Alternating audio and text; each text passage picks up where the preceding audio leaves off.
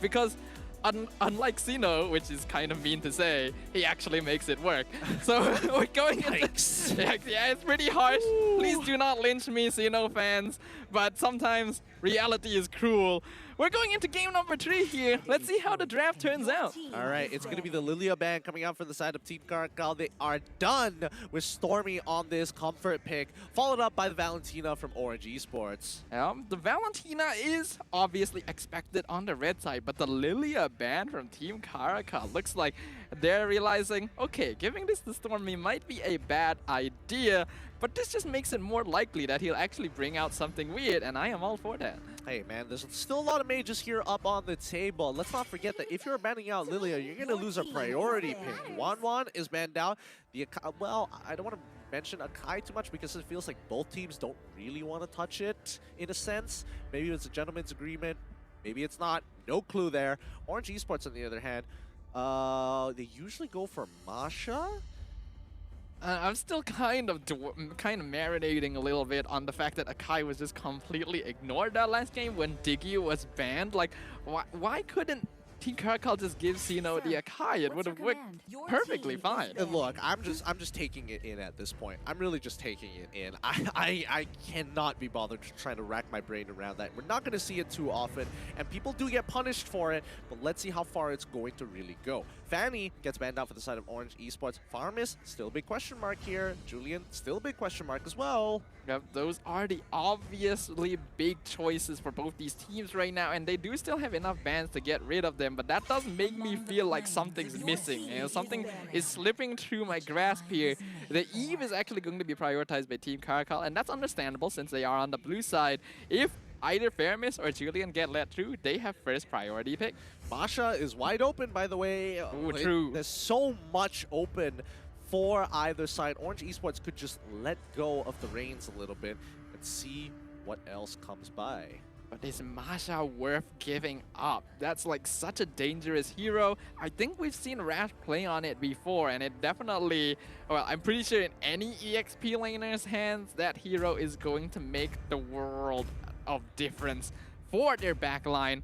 Orange Esports, what is going to be the priority?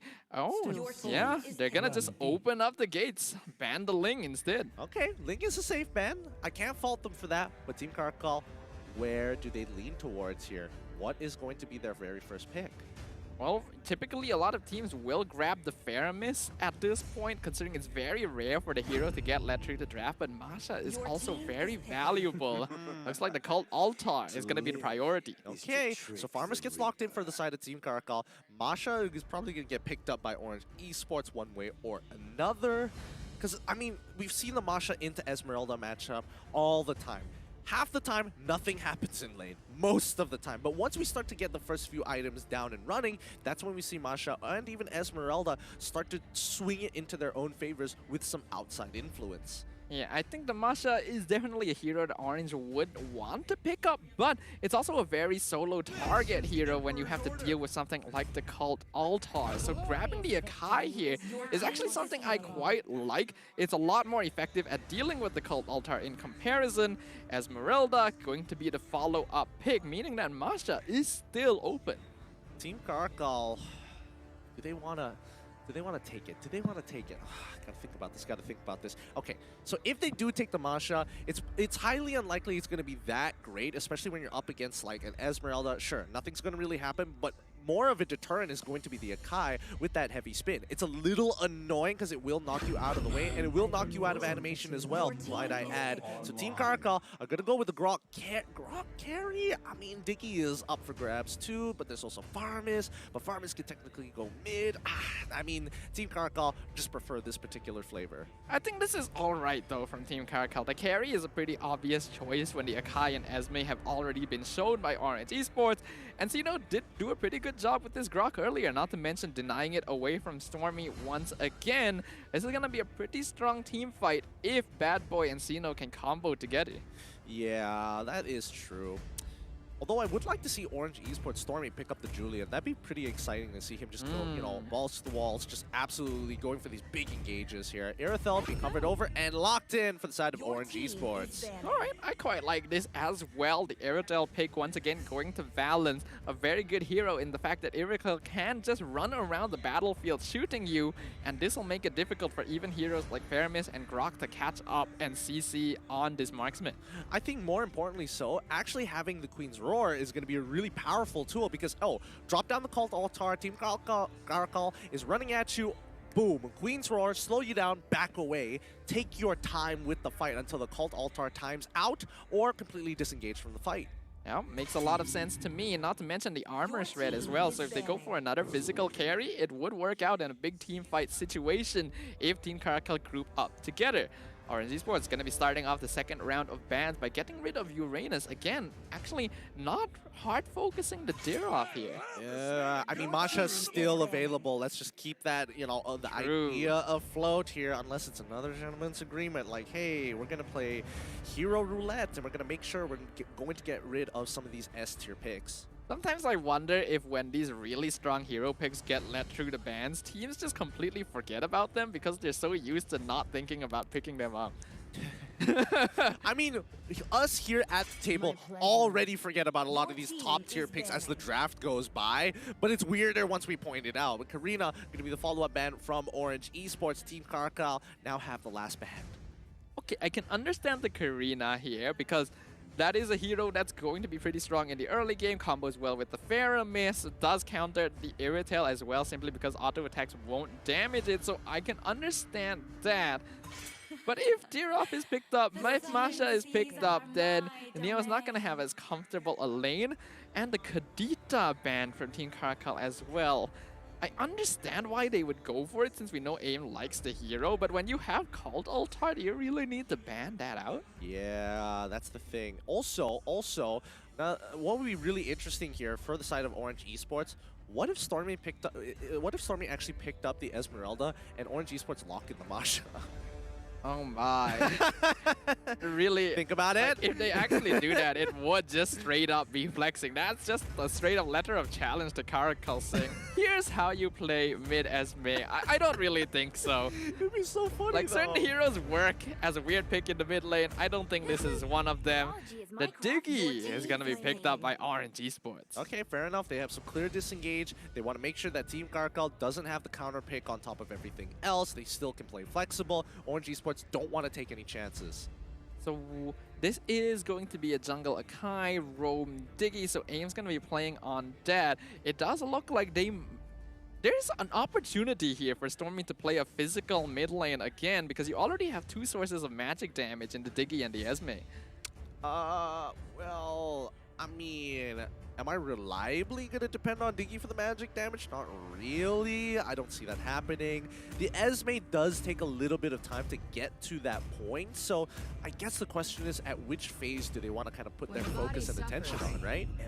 If Grok wasn't locked in already, I think this would be a great Stormy Grok game, but Team CARACAL are going to be finishing off their draft. A really powerful combo here, the Julian and the Benedetta. These were heroes that secured their victory in game number 1 and will be dishing out a lot of damage while having the mobility that might be needed to actually catch up with Valence. I think it's pretty fair here. Sicilian may not necessarily be a good pick against a team like this, team composition like this, so I don't know. It's Stormy. He'll play what he feels comfortable with.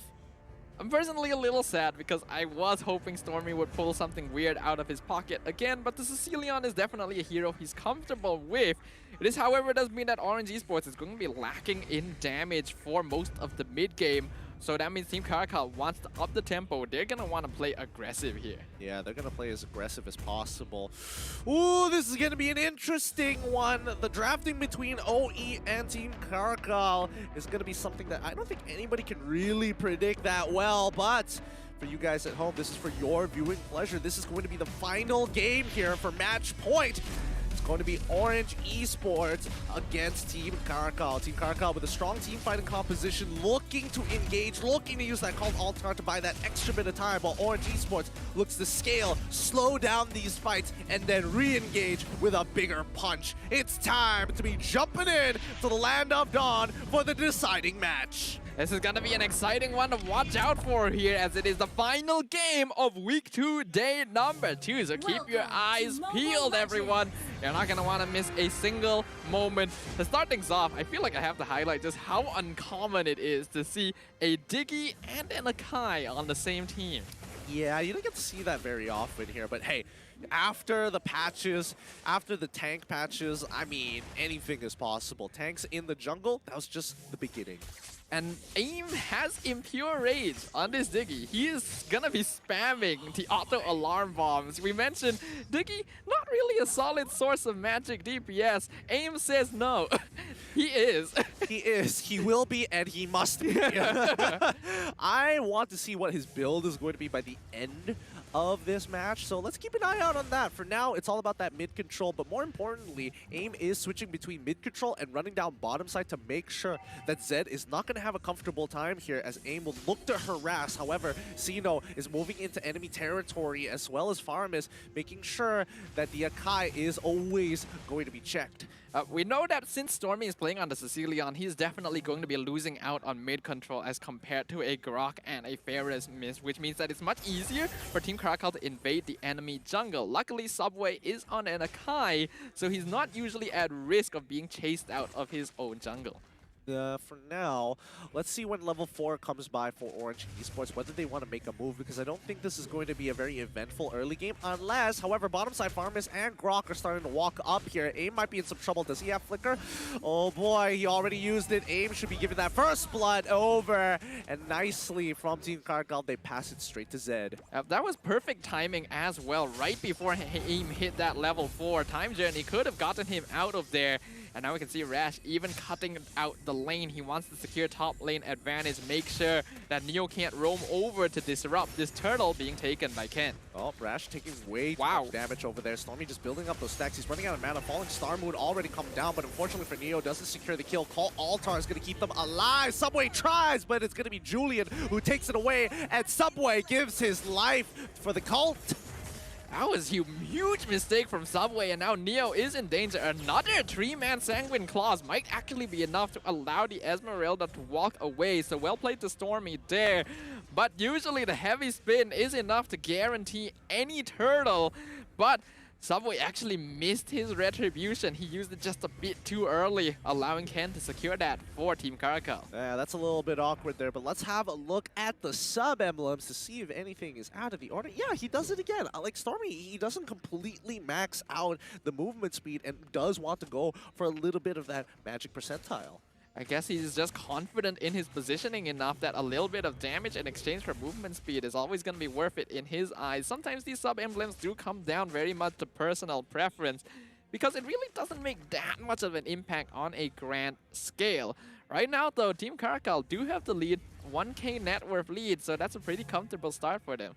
Well, yep, it is a pretty comfortable start for now. We've seen CARACAL take control of the early game and then slowly get hit by that rebuttal from Orange Esports time and time again. Valens playing this matchup pretty well here, but they're still dead even. But with the extra external factors, Team CARACAL are going to force Valens back under his turret. There's a lot of players in this bottom lane right now. Time reversal onto Xeno, but here comes Bad Boy. Gonna be pulling them back with the Shadow Stampede. A lot of damage onto Subway, but Time Journey makes sure he's alive, forces out the heavy spin as well. That's pretty satisfactory from Team CARACAL. It was a little bit late from AIM, but he wanted to ensure that Subway is going to live there as they look to try and get the plating here. Oh! They find Dick Rock able to get the kill off of his barrier. He quickly flickers away, so he doesn't die to Cecilia, but the call Altar is going to ensure that everybody stays nice and healthy. That was well played by Bad Boy, though, jumping in with the flicker, Shadow Stampede, the pull Valens back into range.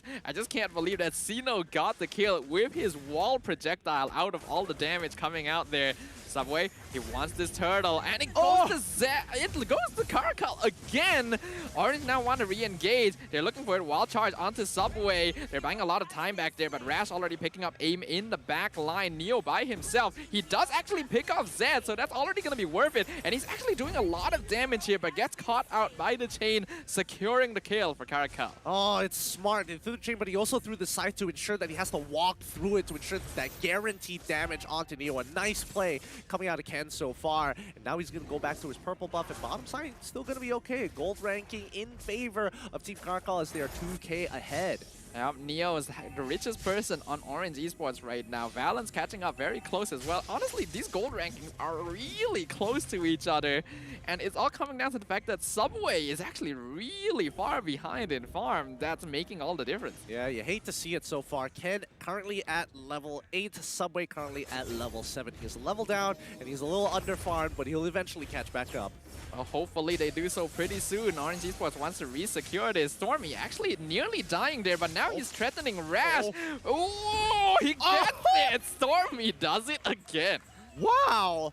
The move, you can see exactly what Stormy is thinking there. He moves back just in case that the Phantom Slash was coming, guarantees the Phantom Slash wasn't coming, moves forward to close the distance, thinks about whether he's going to use Electo to close the distance again, and then ensures the kill with the Sanguine Claw and Bat Impact. But here comes Bad Boy once again with the Shadow Stampede, pulls back one, but he might be giving up his life. He has to force the call Altar. He's stuck out of position. They lose the tier 1, but at what cost? His life. They find one, but can Orange Esports find a second? Queen's Roar is going to slow them down, but it's too late. A 1-for-1 tower trade. Trading for the tower there is not the best because Bad Boy is playing in the mid lane. He wants to be able to survive and scale up. Now being threatened by Neo, but I don't think they're going to go for the kill here. We do have to remember, Fairmace does still have the passive that allows him to respawn very quickly. So even though he just died there, he's actually back on the field again. Yep, it's just maintaining that pressure. Right now, Turtle, this time going to be uncontested, and Ken is not going to steal it. Zeno, unfortunately, has to flicker away as Neo drops down with the falling Star Moon here. And it looks like they're holding on to their own for now. Top side is getting completely under-farmed. And Zeno, he's in so much trouble. He tries to wall charge out of there. He manages to survive as the rest of the team comes running on through. Diggy ends up dying through his ult. Sanguine Claw does not connect on Rash as he dashes away. I don't know, that kind of felt weird. That kind of felt weird to me from Zeno. He walked in like he was looking for a big engage, and he had like 3 members of Orange Esports against that wall there. He could have wall charged against the wall. Yes, he would have died, but that would have been a huge setup. I don't know, like, was it really necessary to run away there? Well, I'm not sure, because mainly because AIM already had the time journey popped as they were running by. That's so fair. You're trying to get that timing down. You might die before you even collide with the wall, so I think it was safe. And the fact is, Zeno made it out miraculously still at like 0.1% HP. Okay, that's true. I did kind of forget about the time journey there for a moment because it is still kind of weird to see both the Akai and the Diggy on one team. But yeah, that does make it difficult for Zeno to engage. So you're right. The fact that he got out of that despite everything is still very impressive for this Grok right now. Team CARACAL, they're still in the lead in terms of gold, but not by much. Orange Esports definitely upping the tempo here in the mid game. Yep, with 32 more seconds on the clock until the Lord spawns. Orange Esports, I'm not entirely sure who is going to win a team fight here. I'm going to be perfectly honest with you. What I am terrified of is Stormy. He's currently 1-0 and he's been free farming. They're even giving him the purple buff because they know that Stormy is going to make things happen with it. They want to funnel all of their gold into the Sicilian, into this Irritel, because Orange Esports are now playing for that late game where they know they outscale Team CARACAL. All right, the proxy's coming out from both EXP laners right now, but here's where it's going to get a little dicey. Subway uses his body slam to get a little bit of a shield. The Ghostbuster comes out, and Bad Boy taking a lot of damage. But Rash, he ends up dying to Irithel. It's not good, because now Orange Esports have the green light to collapse down on this Lord. Team CARACAL now in some trouble, looking to turn this fight, but the time journey is going to buy them more than enough time as the Call Altar trying to protect them. Ooh. It's too late. They've taken all the damage. Neo jumps in, and they've taken them down. Irithel gets the free hit everybody else as Cecilia takes out the back line. Beautifully played by Orange Esports. Unfortunately, Rash just underestimating the damage out of the Irritel. Getting himself caught out means go time for Orange. They wait for the Cult Altar. They plan out the time journey to be used at the very last second. And a very nice falling Star Moon from Neo, catching out 2 people, immediately erasing all of their temporary HP. Yep, he sent them back into their graves. Bad Boy now picking up that Lightning Truncheon is going to be a huge pick, especially if he gets his hands anywhere close near Valence. A single touch is really going to put him in the red. The question is whether or not he wants to do that, right? Because he still has to play for the team. He cannot afford to lose his Cult Altar so early on in a fight. It's going to be difficult though. Right now, Orange Esports are actually in a very comfortable spot. They have enough consistent damage that they can break through the temp HP and still get the kill on top of that. And now Rash might be in danger. He gets away with the Electro final blow, but he's in their base. And I think he already knows there's not much he can do about this. Mega kill going to Valence. The Lord secured by Subway with the heavy spin. Cult Altar not quite enough. They're now retreating from the Cult Altar, but it's now popping. Xeno dropping real low. Unstoppable going over to Valence. He's going for Bad Boy now, but the Flicker gets the fair miss to safety. What a quick turnaround for the side of Orange Esports, despite being a distraction and pulling the 2 main damage dealers away from that Lord fight. Somehow, Subway has been sick of it. He is done with Team CARACAL stealing away his neutral objectives. Yeah, looks like he's going to be quite comfortable right now. He already has the Radiant Armor and the Blade Armor, so covers all the bases from magic and physical damage. Valence already 3 items completed. Zed only 2 so far. Yep. Oh boy, this is looking real tight here. It's anybody's game so far. The Lord is going to swing into the favor of Orange Esports. They're going to increase their goal lead, and ideally, they're able to break open mid.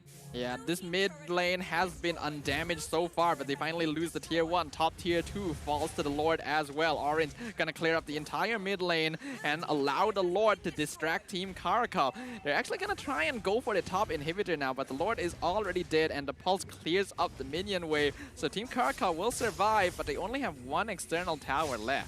Let's not forget the second wave that decides to come on through. They still managed to protect the bottom tier 1 with the help of Rash, who went ahead of the rest of the team to actually clear that up for himself, as Orange Esports put a lot of their eggs in top as well as mid. But they are in a comfortable spot. Again, 2.4k net worth lead. 12 minutes in, this actually isn't that big, but considering that Orange Esports has better late game scaling than Team CARACAL, this does mean a lot more. And with the Divine Glaive now on Stormy as well, I am very curious how much damage this Cecilion actually does. Yeah. Okay, there's my answer. Oh, Bad Boy. Almost getting 100 to 0 there. But now, oh no, Rash once again getting caught out here. Neo is going to chase him down. Wait, Rash still alive? Does he actually survive this? It looks like he will. He ends up dying to aim so far, and they might be able to pick up Cino at the same time. With the amount of damage coming out from Stormy, it seems doable, but he walks away. Ooh, that's just unfortunate. Rash now is having a lot of difficulty. I'm curious about what build he's going on to Benedetta, because compared to a lot of other Benedettas we've seen today, he's not nearly as tanky. So something tells me he's actually gone for a bit of damage. I mean, the last time we did see Rash build on the Benedetta in game number 2, if I remember correctly, he did opt to go for the Bloodlust Axe into the Hunter Strike. So, and then the rest is going to be tank items. But until that point, well, I don't know. He should have 1 item, 1 defensive item at the very least. That damage from Valence though. Xeno, half his HP gone in just a couple of shots, and he's supposed to be the main tank for Team CARACAL.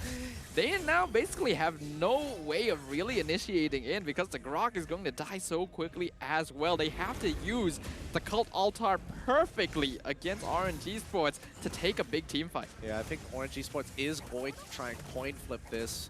Benedetta already cleaned up that top side, is rushing to get into position for this fight, but Orange Esports, they can just back away as they look for the flank. Theo finds it. He's looking for Cino. He sees him first, jumps on towards Zed side. No Call Altar just yet as they pop Cecilion. I'll Call Altar now activated. They're trying to get into the middle of the fight. Lecto final blow comes through, but it's too late. Valence has done way too much damage, getting a double kill already. Make it a triple, but Stormy takes it for the killing spree. Well played to Orange, taking out 3 members of Team CARACAL. Bad Boy will be up very soon thanks to the passive of Fairman. So this is going to be a 3v5 defense. Hopefully they'll be able to hold on. They are doing a fair bit of damage with the Ghost Burst. The Subway has to be careful right now. But the Cult Altar is losing a lot of effectiveness. It's very strong against burst damage, but right now with the Sicilian and Irritel, Orange have a lot of consistent DPS. Yeah, and not to mention the AoE that comes out from the Bat Impact and those explosive arrows. If they're too close together, all of the temp HP gets chunked away, not one by one. This is a pretty good counter to the Faramis Cult Altar here. I'm quite glad that Orange Esports were able to find a good way to respond to this without relying on an obvious choice like the Atlas. Right now, they've been able to grow their lead to 6k. The next Lord is already up on the map. Interestingly enough, they're not actually like focusing heavily on gaining control over the pit. They might actually want to bait Team CARACAL in. Yeah, I think they want to take out CARACAL in a straight-on fight. They don't want to coin flip this, and they cannot guarantee that unless Ken dies. So, knowing that Sino is going to face check, they're just going to keep on harassing, keep on trying to take position here. You can see Neo is already in position to rotate down. He's going to leave one siege minion left and go for this flank. He runs into Bad Boy first. Sino might be out of position here, but Orange aren't going to chase them too far. Instead, now that they've zoned them out, they're going to get started on the Lord straight away. Team CARACAL, they want to respond to this, but it's going to take a while before Rash joins them. Yep, it's taken too long. They've already taken this Lord. No coin flip being had. Sino trying to wall charge out, and flickers over the wall. Stormy now with the sprint running gets hit by the enhanced chains, but the Winter Truncheon keeps Julian alive, but it's too late. Sino is dead. A mega kill onto the Julian as well. They found their 2, and now they're looking to end this. Rash needs to recall very quickly to defend against this, but Orange Esports only has 1 minion away, so Team CARACAL just needs to be able to clear this up. They are, however, 3v5, and instantly Rash dies. The Legendary going over the Valence. Cult Altar pops down, but it's instantly taken out, instantly dropping the Faramis. Zed follows soon. Unstoppable going over to Stormy as Orange Esports cleans up the series 2-1. And that's what we were expecting to see coming out from OE. A good game coming out from these boys as they bounce back after a devastating loss in game number 1.